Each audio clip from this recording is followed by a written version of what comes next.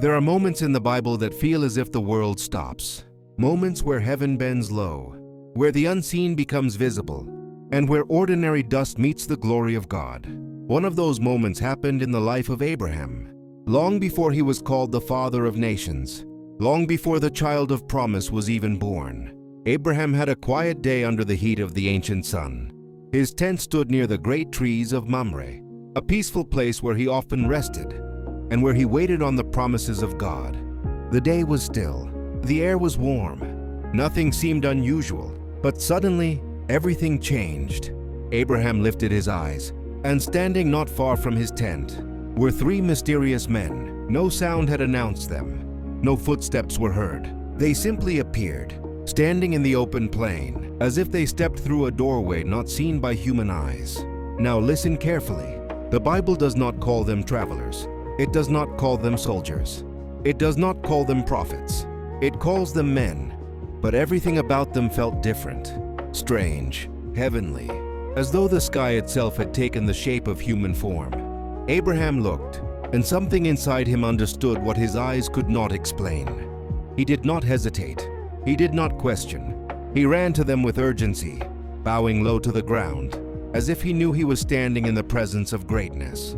He said, "My Lord, if I have found favor in your eyes, do not pass your servant by." This is the first clue. Abraham was speaking to one, yet three men stood there. There was authority in one of them, a presence, a weight, a glory. Was this angel of the Lord? Was this a heavenly visitor? Or was this something even greater? A revelation of God's presence in human form. Long before Jesus came to earth, Abraham hurried to prepare a meal. He brought water for their feet. He asked Sarah to make fresh bread. He chose a tender calf for them to eat, and the three visitors sat and ate under the shade of the tree. A quiet moment that hides a deep mystery. Because angels do not need food. Spirits do not hunger. Heavenly beings do not rest under trees. Yet these three did. They ate bread. They drank. They rested. This was not normal. This was not common. This was not something angels usually do. Then one of them spoke, the one who carried the voice of authority. He said, "Where is your wife Sarah?" Abraham replied, "She is in the tent." And the visitor said words that carried the sound of eternity. "I will surely return to you, and Sarah your wife shall have a son." Now pause here. This was not just a message. This was a promise spoken with divine certainty. Sarah was listening from inside the tent, and when she heard those words, she laughed. Not loudly, but quietly. The type of laugh born from tired hope. She said to herself, "After I am old, will this pleasure come to me?" But the mysterious visitor heard her heart. He said to Abraham, "Why did Sarah laugh? Is anything too hard for the Lord? At the appointed time I will return, and she will have a son." Who speaks like this? Who knows human thoughts? Who carries promises that bend time itself? This was not a normal angel. This was a heavenly presence carrying the authority of God.